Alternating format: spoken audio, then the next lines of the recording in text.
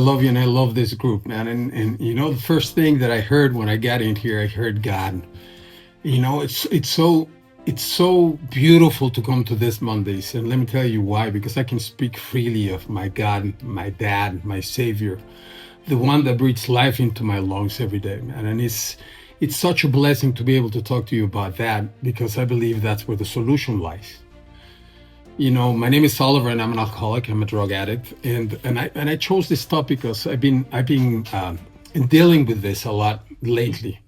The recent door that got open in my life is for me to work in a treatment facility down in Mexico, which is something that I wanted to do for a long, long time. I'm representing them here in the States, and I've been going down there to this facility, and they have state of the art everything. They have the best therapists, the best psychiatrists. They have the last technology. And I have these conversations with psychologists and with therapists because I truly believe that the solution is spiritual. The only and today that's what my topic is going to be all about. It's really hard for doctors to do anything for us. It's really, really difficult, right? Dr. Young says it, Dr. Silkworth says it. Then I read a book about Dr. Thibault. Every doctor that is honest with himself has to accept that they have limits when it comes to alcoholics and drug addicts like ourselves, right? They have tried, and if they're honest, they have to accept to themselves that there's very little that they can do for us. That doesn't mean that doctors don't have a solution for us. That doesn't mean that therapists are not important for me. But what's interesting to me is that these people are so prepared. And these people have this great arguments and this great knowledge and this great new technologies to cognitively help me get rid of my addiction, to solve my spiritual malady and have this psychic change that book talks about after 35, 45 days, 9 months of treatment. And the funny thing is that the more I think about it, the more I talk to these people, the more I look into with a really open mind. Being an addict and an alcoholic, that have tried everything all my life, the only solution, the only real solution that I found in my life is the love of God. Is that a spirituality of a God that works in my life every day, that has done for me what I can't do for myself? And what do I mean by that? And that's why I want to tie into the reading today. And the reading says in page 62, it says, selfishness, self-centeredness, that we think is the root of our troubles, driven by 100 forms of fear, self-delusion, self-seeking, and self-pity. We step on the toes of our fellows and they retaliate. Sometimes they hurt us seemingly without provocation, but we invariably find that at some point in the past we have made decisions based on self, which later placed us in a position to be hurt. And here I want to tie this to the condition that I suffer from. What is it that I suffer from? Do I suffer from a disease that I just can't drink? I wish that was the case, because that's just part of the solution. That's only part of my problem. What's my problem? I was where I truly believe that I was born with this emptiness inside of me. That's what makes me an alcoholic. That's what makes me an addict. You see, all my life I've been searching to be one of you guys, to be part of society. It doesn't matter my achievements, man. I always needed more to feel that I belong. Doesn't matter how much you love me that day, I needed you to love me more. Doesn't matter how many times you told me that I was great, man. I was never great enough. In other words, the word doesn't matter what I did. The word told me I needed to do to be happy. I did all those things. And no matter how much I achieved, I still feel this emptiness inside of me. So I believe that I was made this way. This is how I was born. This is how the machine produced Oliver, man. That's what makes me an alcoholic and an addict. That's the spiritual malady that I came to learn here in BBA. That's where I'm broken. That's what I fix when I drink and when I use drugs. And you know something, drugs and alcohol, if you're like me, they worked. And they worked wonders, man, for many, many years. I mean, I'm here because they stopped working. You understand? But I mean, for me, those drugs and alcohol were incredible solutions because it fixed that which I was born with.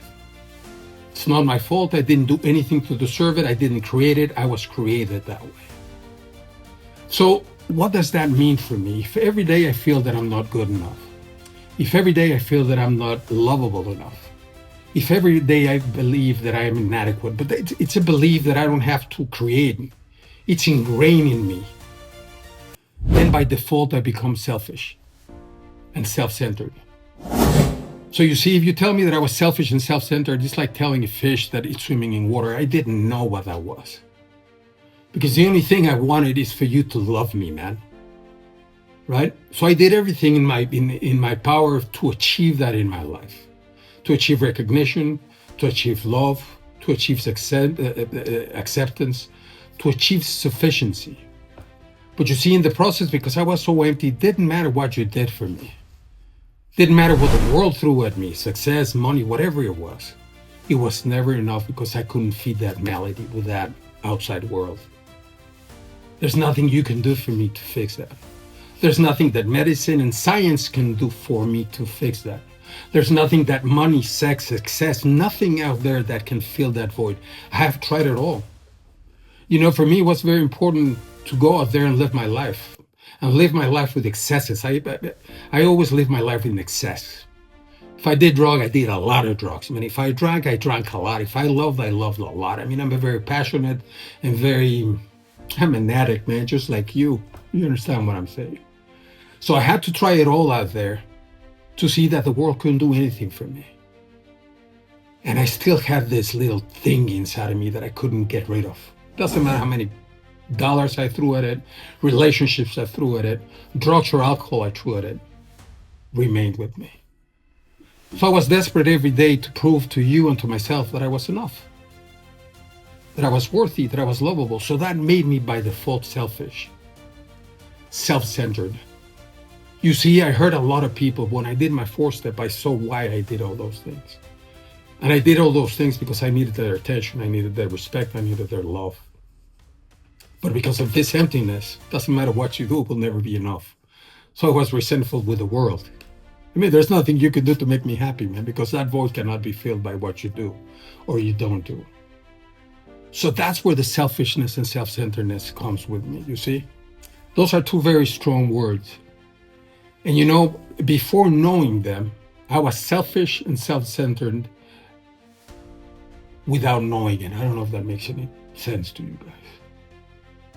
It was a survival instinct that I needed to get from the world what I couldn't get to myself or on my own. So naturally, I was selfish. That's why I went out and did all the things that I did. That's why I stepped on so many toes. And of course, driven by 100 forms of fear. Of course, I needed you to respect me, to invite me, to recognize me, to love me, to tell me that I was good enough. Of course, I was afraid of my shadow. Hence, I became who I became. So then the reading keeps on, so it says, so troubles we think are basic of our own making. They arise out of ourselves, and the alcoholic is an extreme example of self-will run riot, though he usually doesn't think so. Above everything, we alcoholics must be rid of this selfishness. We must, or it will kill us. But you see, how in the hell do I do that, man? The world told me that I needed to do all these things and meet all those requirements to be okay, and I did. And when supposedly I had arrived, I was as empty as when I started, with a little bit more money, maybe with kids, with family, with toys, with stuff. But I was as selfish, as self-centered, as empty as I was before. So you see, it's so important for me. I wish that people are not as selfish as I am, or as stubborn, not selfish, stubborn as I am, because I tried it all, man. My ego was enormous. I needed to have a really big fall in order for me to hit bottom and get the humility necessary to come to you guys and say, you know, something I try, I can't. I'm done. I reached the end of my rope. Thinking about suicide, killing myself, that was an option for many, many, many years. Why? Because I truly thought that I was God. Because I truly thought that whatever they said in church and the Bible and all that bullshit that I heard all my life was stories for weak people. For people that didn't have any strong will to make it out in the real world. You see, that's for weaklings. That's to control the masses. My ego, my arrogance was enormous, man. So my fall had to be that big in order for me to get humble and soft I'd finally come to you guys and say I can't. And then this is where the solution comes in, right? God makes that possible. And there often seems no way of entirely getting rid of self without his aid. Many of us had moral and philosophical convictions galore, but we could not live up to them even though we would have liked to. Neither could we reduce our self-centeredness much by wishing to try on our own power. We had to have God's help. And that's how I started my talk tonight. My God, my Savior, my everything. God, my higher power, however you want to call it. But you see, for me, it was very important to try it all. And in the process today, I believe that God is everything or He's nothing. I have chosen to believe that He's everything. And if God is everything, nothing in my life has been wasted. Everything has purpose, everything has meaning. Everything that happened in my life needed to happen in order for me to be here with you tonight, to become the person that I am today. But you see, I had to understand that my own, doesn't matter how many books I read, doesn't matter how many psychologists I hired, it doesn't matter how many coaches I had, it doesn't matter how many gurus I had, if I didn't turn everything over to the care of God, if I didn't have that open mind to say, maybe, the one that created everything, that takes care of my breathing, my digestive system, my heart, the seasons every year, the stars, maybe that guy can take care of my selfishness and fill that void. I dropped to my knees and I surrendered. Every day I walk in this journey. It's very difficult. This is not easy, guys. Living sober, it's a beautiful thing. Some days life is really difficult. I don't care how long you have in sobriety, man. If you haven't experienced a bad day in a while, maybe you're not human, man. But if you breathe and feel like me, difficulty is just a part of life. And many times I want to take that will back and think that I can do it better than God. That I can do it again in self-knowledge, with my philosophies. If I only read that book again. If I only get this piece of advice from this guru. If I only discipline myself every day. If I only do the 7 habits of highly successful people, whatever. I mean, I have read all the books, man. They're great books. They're great advice for a guy that doesn't suffer from what I suffer. I am an alcoholic and a drug addict. I was born sick with a disease. I am not like the regular man. My solution is for me, for you guys, if you're like me, the only thing that made me feel whole most of the time is that willingness to give it all to Him, to that, to the whatever you want to call it. The struggle is real. If my words have any meaning in your life, for the young people in the meetings or the guys that just got into AA, save yourselves the grief. But you know something? Me saying that to you guys maybe is worthless because maybe you have to go through your experience and the pain and the tribulations and the loss and the drama and the pain and I want to kill myself and all that jazz in order for you to surrender. But the more I look into this, the more that I talk to the so-called experts at this treatment facility, the more I read books, the more I read stuff. There's only one solution that has worked for years. This book was written, I believe, in 1939. 12 steps have saved more lives than any other recovery program out there.